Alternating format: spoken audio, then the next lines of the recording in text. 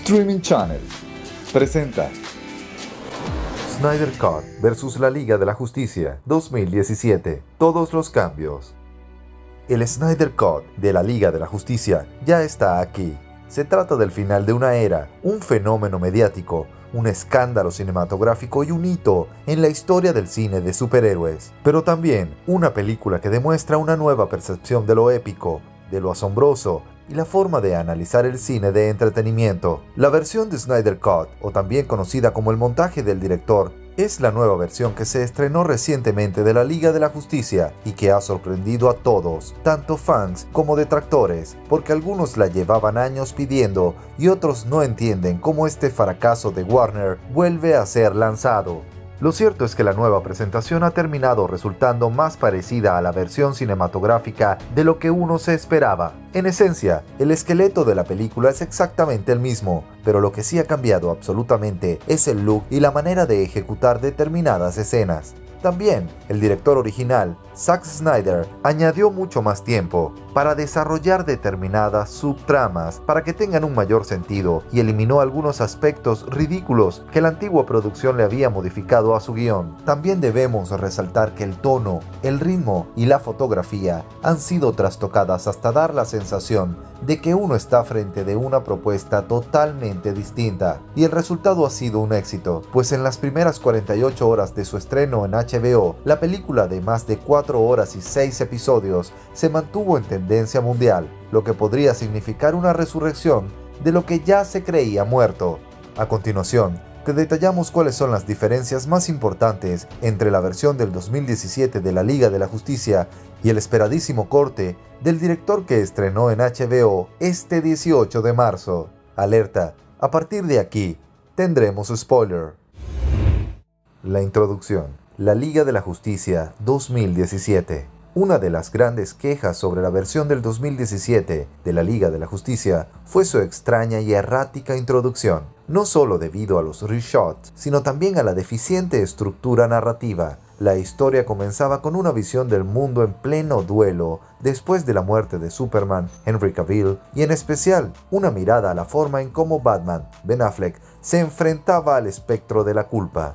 También había una confusa escena en que los Parademons, los conocidos aliados de Darkseid, hacían una rápida e inexplicable aparición. A partir de allí, la película iba de mal en peor en cuanto a la manera de construir sus hilos narrativos. Introducción de Snyder Cut, Justice League.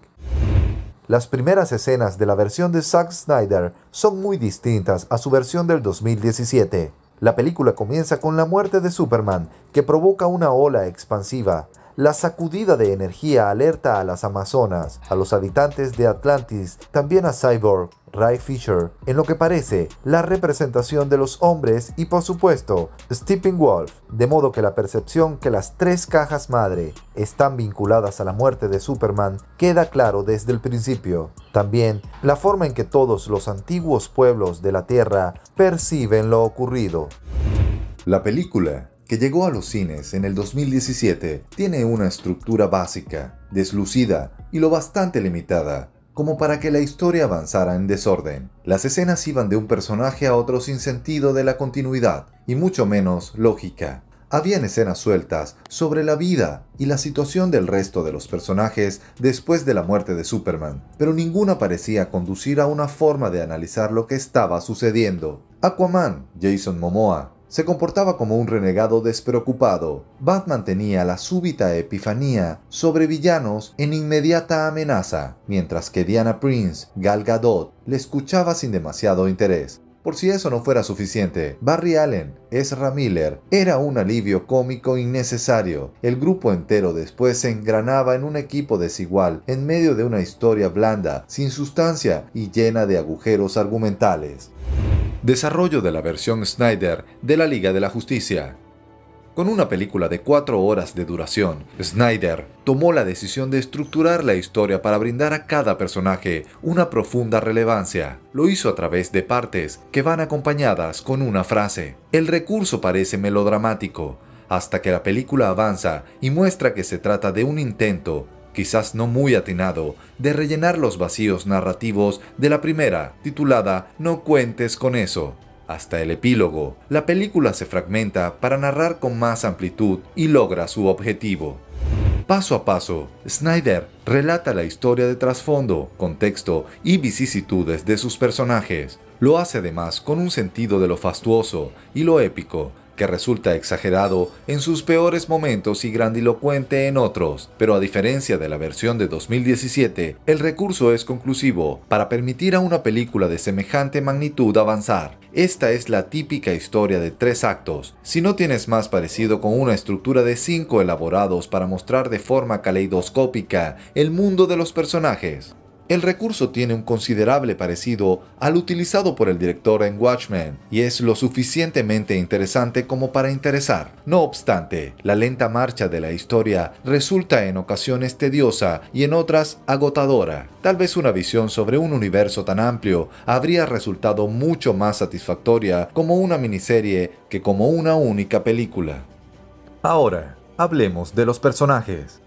En la Liga de la Justicia 2017, si algo se criticó, y con razón, fue sin duda la torpeza en el desarrollo de los personajes. A no ser por Diana Prince y en cierta medida por Bruce Wayne, el resto de personajes parecían meras parodias, con Flash como el alivio cómico, Aquaman simplificado a un superhombre despreocupado y Cyborg resumido a una curiosidad de ocasión. La película carecía de profundidad, mucho peor aún, cuando Diana Prince parecía el hilo conductor entre varias historias dispares, sin mucha relación real. Como si todo lo anterior no fuera suficiente, los secundarios de lujo fueron reducidos a su mínima expresión.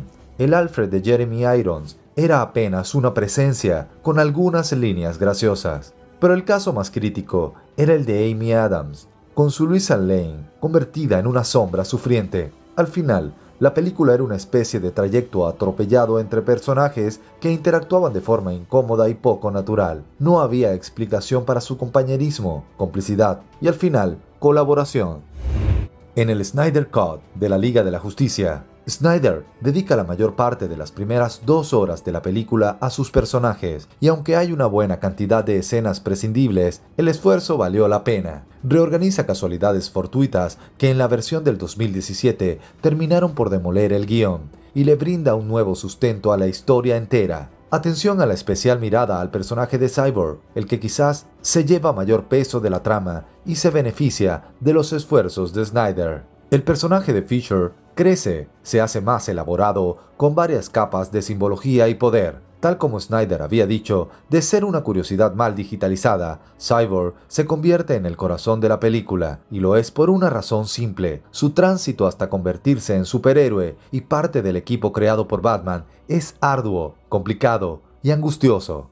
Otro que se beneficia de la mano de Snyder es Flash. Sin la colección de gags graciosos y líneas destinadas a hacerle una especie de colección de bromas pop, Barry es un héroe en formación. Uno además que tiene habilidad, inteligencia, sensibilidad y amabilidad. Por supuesto, sigue siendo el personaje más joven, el más trivial y quizás el destinado a ser más superficial. Pero sin escenas, como la del hombre a quien pintarrajea la cara en la cárcel, ni bromas sobre el cadáver de Superman, la mejoría es considerable y bien recibida.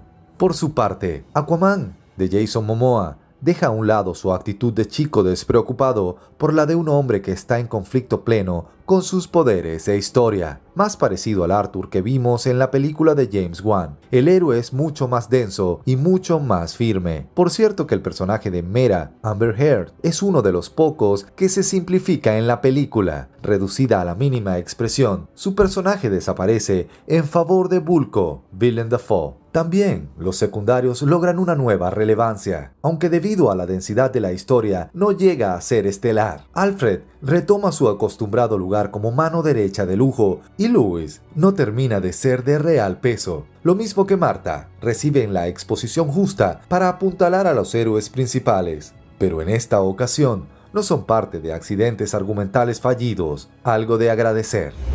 Diferencia de los villanos. En la vieja Liga de la Justicia, en la versión del 2017, hubo lógicas quejas y críticas por la versión cinematográfica del villano Steppenwolf. El personaje creado por Jack Kirby recibió un tratamiento digital lo suficientemente deficiente como para resultar paródico. Sus motivaciones se redujeron a conseguir las 3 cajas madres, sin brindar una explicación real de su ambición. ¿Para qué deseaba con tanto encono semejante poder? ¿Repetir los hechos de la primera invasión? ¿Una conquista completa del planeta y del universo? Aunque es de suponer que deseaba destruir toda la vida circundante y dominar a base de fuerza, el personaje carecía de sustancia. Para colmo de males, Steppenwolf tuvo que soportar las evidentes comparaciones con el Thanos y Ash Brolin de Marvel. Ambos parecían tener el mismo eje motor en sus motivaciones, pero el de Marvel había sido desarrollado con mimo a través de una serie de películas. En comparación, el villano de DC era la conclusión a docenas de clichés, la mayoría sin mayor sentido, en el mejor de los casos, genéricos. Villanos en la nueva liga. En esta ocasión, Steppenwolf crece y recibe un tratamiento digital muy cuidadoso, y aunque su apariencia sigue siendo aparatosa y poco convincente. La mejoría con respecto a su anterior versión es notoria. Además, sus motivaciones son más claras, más lógicas y se desarrollan con mayor precisión. La presencia de un personaje completamente digital siempre será compleja, pero Snyder logra que su villano llene los espacios y tenga, ahora sí, suficiente peso como para ser temible. Snyder toma la inteligente decisión de incluir a Darkseid, Ray Porter, como el verdadero villano capitular de su película, y aunque Steppenwolf aparece en la mayor parte del metraje, es Darkseid el que mueve los hilos. En el cómic, el villano tiene como objetivo principal conquistar el universo y eliminar todo el libre albedrío y los seres sensibles. Puede parecer también un objetivo muy genérico para una batalla, pero Snyder logra combinar esa ambición con la necesidad de Steppenwolf de verse recompensado. El resultado es una dupla que, aunque sigue siendo un poco blanda, pero que tiene el suficiente peso para plantar cara a los héroes. Diferencias en el guión principal. Antigua Liga de la Justicia. No hay que recalcarlo, el cambio de dirección de la película arruinó cualquier intento de continuidad, lógica y solidez en la versión del 2017. No solo fue una combinación poco afortunada de retazos de historias en apariencia distinta, sino además una mezcla caótica de narraciones e hilos argumentales. La película no tenía sentido de la lógica argumental, ni mucho menos poder para narrar una historia compleja. Era un conjunto de pedazos sin sentido, con blancos argumentales notorios e hilos de historias sueltas. En la nueva versión de Zack, sin duda, es una película sólida, inteligente y llena de detalles de contexto que los fanáticos agradecerán. A pesar de sus momentos tediosos, que los hay, la película cumple con las expectativas. Pero si te lo preguntas, sí, cualquier tipo de señal de los añadidos de Joss Whedon fueron eliminados. Y de hecho, toda la película parece haber sido depurada con enorme cuidado para lograrlo. No solo se trata de giros de guión, sino también diálogos y situaciones. Snyder, ya sea porque tenía la posibilidad de hacerlo o porque en realidad así había imaginado el guión, retoma y resuelve todos los problemas narrativos. Lo hace además con la conciencia de hacerlo con un ritmo meticuloso. El resultado es una historia compacta, quizás en exceso larga, reiterativa y sobreexplicativa, pero que funciona. Diferencias en el formato. Puede que cuando te has dispuesto a ver la Liga de la Justicia de Zack Snyder hayas notado que el formato panorámico que asociabas a la versión anterior y que, por extensión, relacionamos con cualquier blockbuster, no se conserva en esta ocasión. No se trata de un error, o de que HBO Max, en España, HBO directamente, haya mutilado de alguna forma la imagen. Se trata de una decisión plenamente consciente de Zack Snyder. Se acerca al 1431 de IMAX, para el que concibió originariamente la película. El giro final. La Liga de la Justicia 2017. El final, calificado por los mismos fanáticos de ridículo, insatisfactorio y blando, terminó por destruir cualquiera de los escasos puntos positivos de su guión. Había una enorme sensación de vacío, de falta de propósito y sin ninguna duda de una simplificación de algo más complicado y elaborado. Todo un desastre que además desmembró el argumento hasta sus cimientos. En el Snyder Cut de la Liga de la Justicia ha optado por cambiar el final e incluir, atención que viene un spoiler enorme, una ruptura de línea temporal. Como es de suponer, el giro funciona con gran inteligencia y permite que Barry Allen tenga uno de los grandes momentos, pero que además justificar varias de las escenas del epílogo que cumple funciones de escenas postcréditos. Se trata de un riesgo calculado que Snyder asume con gran elegancia y buen tino. Además, Epílogo incluye también las consecuencias de ese gran salto de ruptura y lo que podría ocurrir en el universo cinematográfico de DC en consecuencia. La gran conclusión es que tanto el gran enfrentamiento entre héroes como el giro inesperado otorgan personalidad propia al film.